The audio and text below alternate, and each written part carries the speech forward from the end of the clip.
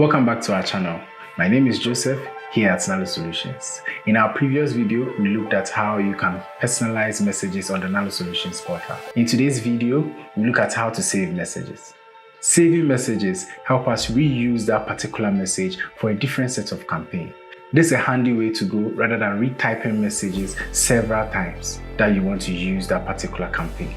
Here's how to do this. Log in with your username and password. Navigate to SMS.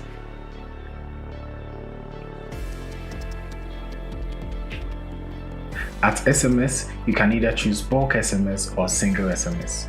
Kindly note that any of these options can help you save a message. Tap on the Manage Saved Messages to add a message.